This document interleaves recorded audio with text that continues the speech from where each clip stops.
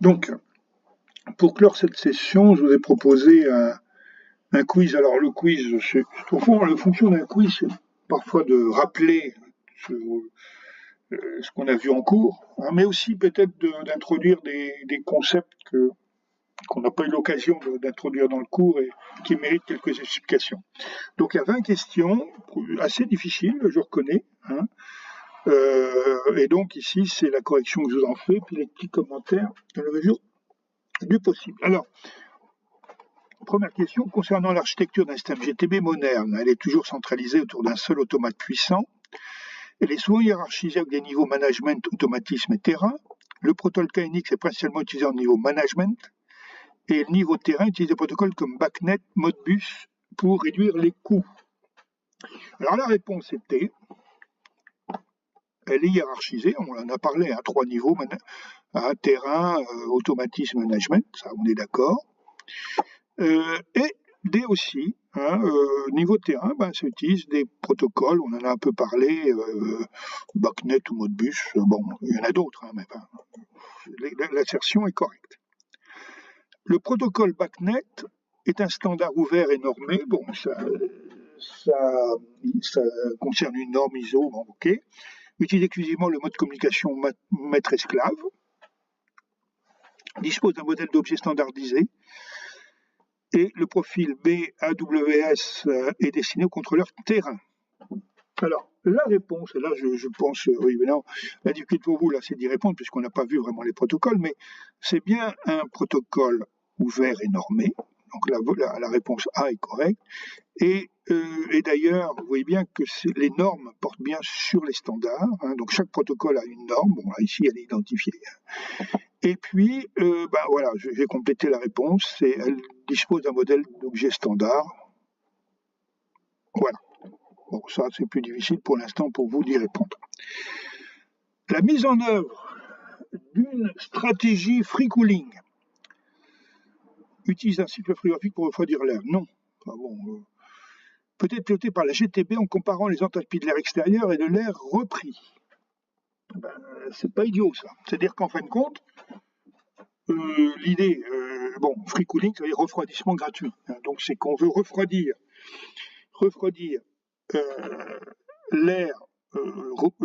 l'air extérieur,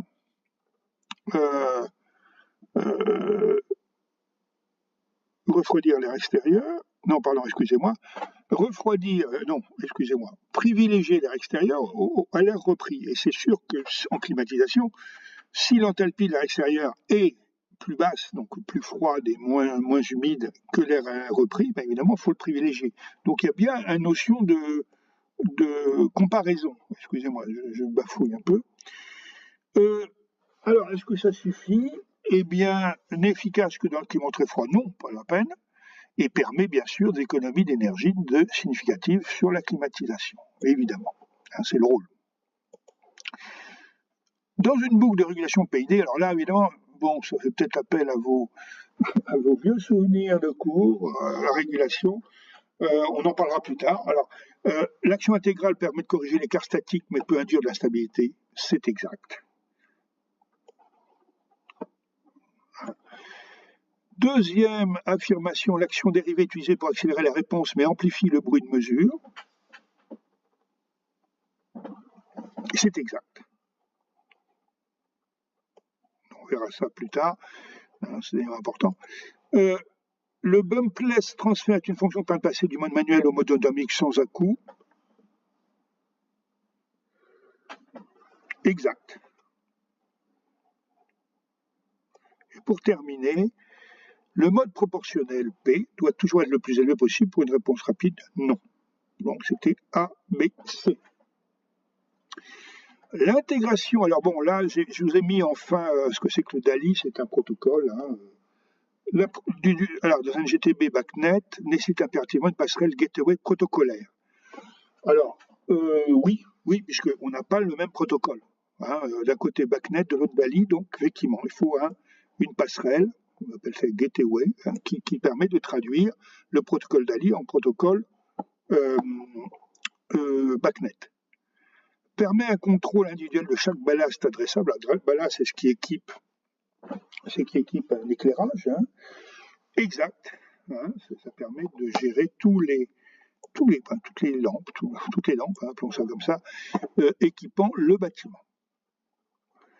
Le protocole DALI est un standard de niveau management, un niveau supérieur. Non, ça ne l'est pas. Et par contre, ça permet de remonter les défauts de lampe et de ballast à la supervision. Donc je souligne. Voilà. La gestion de la puissance souscrite électrique a pour objectif principal d'améliorer le facteur de puissance. Non. La GTB surveille la puissance apparente pour éviter le dépassement de contrat. Bien sûr, c'est le rôle de la GTB. Hein, éviter donc les pénalités, hein, qui seraient à payer par l'utilisateur. Elle peut impliquer l'arrêt temporaire de charge non prioritaire. Exact. C'est exact. Alors pourquoi? Parce que le CERS, ça se stocke. Et bien, on gérera le stock un peu plus tard. Et elle repose sur l'analyse des courbes de charge du stock et en temps réel, oui. Courbe de charge, je rappelle, c'est la courbe en fonction du temps des puissances appelées. OK. 7. Une stratégie de régulation de la centrale de traitement d'air par variation de débit d'air, VAV, OK.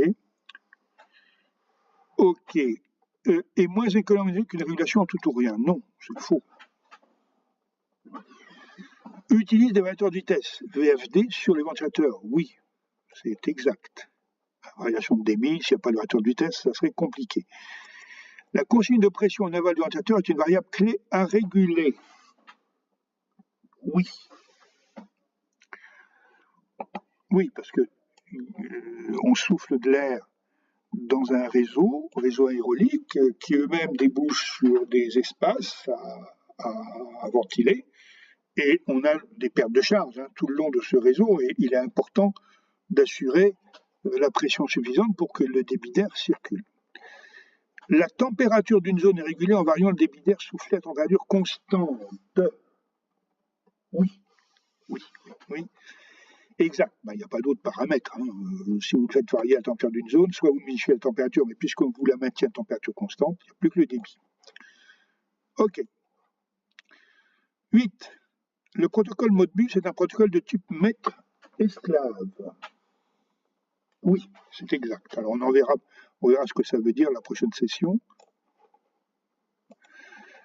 Utilise l'analyse logique pour identifier les points. C'est exact. Bon, là encore, c'est difficile pour vous d'y répondre peut-être si vous n'avez pas fait le cours suivant. Modbus TCP encapsule le protocole Modbus RTU. Alors là, c'est très très pointu. Non. Oui, pardon, excusez-moi. Ne permet pas de lire des données flottantes. Non, ça permet. D'accord? Bon là, je reconnais que là, c'est un petit peu en avance de phase. La norme SAVE, suivie des arrêts de ventilation d'étage dans le tertiaire, est une fonction GTB qui permet de couper la ventilation des étages inoccupés. Oui. Est souvent déclenchée par l'intégration du contrôle d'accès au détecteur de présence. Oui, exact. Il faut bien savoir quand il est inoccupé. Il faut bien un indicateur. OK. N'a aucun impact sur le climat. Non. Non, ça a un impact, heureusement. Et peut-être piloté par les serveurs. Oui. Donc, il suffit de programmer si on connaît bien sûr les périodes d'occupation et d'inoccupation des bâtiments. Bon. La maintenance prédictive dans une GTB se base uniquement sur des maintenances planifiées à intervalles prédictives. Non. Prédictif, c'est-à-dire que ce n'est pas forcément planifié. Hein. C'est basé sur des données physiques. Hein. Peut utiliser l'analyse de la consommation électrique d'un moteur pour détecter un défaut de grippage. Oui, bien sûr. Hein, ça frotte, donc ça consomme plus. Nécessite des capteurs supplémentaires. Oui, c'est exact. Permet de réduire les coûts de maintenance et d'arrêt. Bien sûr, on est d'accord. La ségrégation réseau. Alors bon, on verra plus tard, en bas, là, vous verrez dans l'annexe que c'est que la ségrégation par le VLAN. En fait, bon, on va voir que la raison d'être est assez claire. Améliorer la performance du réseau. Non. Isoler le trafic, c'est ça, c'est la fonction du contrôle critique des autres réseaux. Hein, il ne faut pas qu'on puisse rentrer, hein, il ne faut pas qu'un réseau parallèle, dirons-nous, puisse rentrer, hein, dans le même bâtiment, puisse rentrer dans votre réseau GTB. Sinon, on risque des interférences, voire des malveillances. Bon, empêcher la communication entre réseaux matériels, non. Rendre l'installation plus complexe, non. Bon, ce serait bizarre. Le BACnet, alors, Management Device, j'en ai mis une définition. Voilà, c'est un petit peu technique. Bon, alors, j'y réponds tout de suite. C'est pour des réseaux MSTP, mais là, vous verrez par la suite pour les protocoles. La régulation adaptative possède des paramètres fixes, non, puisqu'il est adaptatif. Est particulièrement utile pour des processus dont la dynamique change dans le temps. C'est pour ça qu'on ajuste les paramètres PID, proportionnel intégral dérivé. C'est la raison d'être. OK? Bon, il peut s'avérer instable. C'est éventuellement, oui, c'est éventuellement, oui, éventuellement, c'est vrai. N'est pas applicable au coût de régulation de température. Non, il n'y a pas de raison qu'on s'interdise ceci. L'analyse des données GTB permet uniquement de visualiser l'état instantané, non. De détecter, bien sûr, des dérives de performance, évidemment. D'accord? D'établir des modèles de consommation, oui. De corriger automatiquement tous les défauts des équipements, non. D'accord? Le standard OBX, bon, alors là encore, je vous renvoie à... Bon, je vous renvoie... Alors, OBX, ah oui, les corrections sont là. OBX et BSC.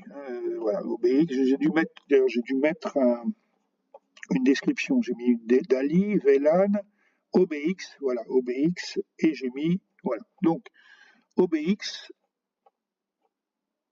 voilà, est une norme basée sur XML, bon, il faut le savoir, là, excusez-moi, facilite l'intégration de systèmes hétérogènes, oui, bon, là, je m'excuse, c'est un peu difficile. Et utilisé pour les communications capteurs auctionneurs, non, hein, c'est très bien que, ok. Alors, on utilise BACnet, justement, ou Modbus là-dessus. La fonction Unoccupied Mode pour une zone de bureau doit être désactivée la nuit pour le confort de l'agent de nettoyage, non. Et typiquement activée pour une programmation horaire couplée à un détecteur de présence, hein. Non, implique un setback de température ou n'a aucun impact. Si, un impact. Et qu'est-ce qu'on nous dit là? 16, j'ai un doute là. 16, c'est BSC. BSC est activé, typically, excusez-moi, le typically n'a pas de sens, est activé un couplé à détecteur de présence et implique généralement, un setback, c'est une information, une consigne de température, hein. Ok. La gestion d'un champ de pompe à chaleur géothermique par une GTB, celui généralement à la supérieure des températures, non. Peut optimiser la coefficient de performance globale en gérant la demande simultanée de chauffage et refroidissement. Nécessite l'utilisation du protocole pour une communication fiable, peut intégrer la gestion des appareils électriques pour minimiser les coûts. Alors, là-dessus, je vais ce qu'il propose comme solution B et D. Est-ce que je l'aurais fait? B peut optimiser, bien sûr, hein, c'est le rôle, hein, c'est optimiser. Hein. Ne se limite pas à la situation de température. Hein, il y a une notion... le coefficient de performance, c'est un bilan énergétique. Donc, ce n'est pas que les températures, hein, c'est des bilans, des compteurs d'énergie. Nécessite l'utilisation de protocoles pour une connexion fiable. Voilà. Alors, attends, B, non, pas forcément. Peut intégrer la gestion des appareils électriques, bien sûr. Tout à fait. Hein, tout à fait. Je vérifie quand même qu'on est d'accord. Attendez, c'était combien? 17. Je vérifie qu'on est d'accord. B et D, exact. Le concept de Digital Twin, donc jumeau numérique appliqué au bâtiment, est une config conforme à la base de données de la GTB. Non, c'est un modèle dynamique et virtuel du bâtiment qui se nourrit des données de la GTB. Oui. Ok, c'est vrai. Permet de simuler l'impact des stratégies de contrôle. C'est vrai. Hein, c'est vrai. Ok. Il faudrait faire effectivement l'aspect jumeau numérique, ça mériterait qu'on s'y intéresse, parce que je ne suis pas sûr que vous ayez beaucoup de cours sur les jumeaux numériques. Je ne dis pas qu'on va faire un cours de jumeaux numériques, mais ça serait quand même bien de donner une vision de ce que c'est. Je note. Pour sécuriser les accès distants à la GTB, la meilleure pratique est d'ouvrir... Ben non, bien sûr que non, on ne va pas ouvrir un port sur de la GTB sur Internet. Utiliser un VPN, tout à fait, exact. Partager l'identifiant, vaudrait mieux pas. Et désactiver l'accès distant une fois la mise en œuvre terminée. Oui, 19D, on peut. Ah non, B seulement. Bon. Et la valeur d'un point, alors là, BACnet binary output peut être active ou inactive. Alors là, je ne le cache pas, je ne sais pas. A et D, oui, effectivement, je crois qu'elle peut être active et D. Non, c'est pas n'importe quel nombre entier en plus. Et D peut être priorisé par prioriser.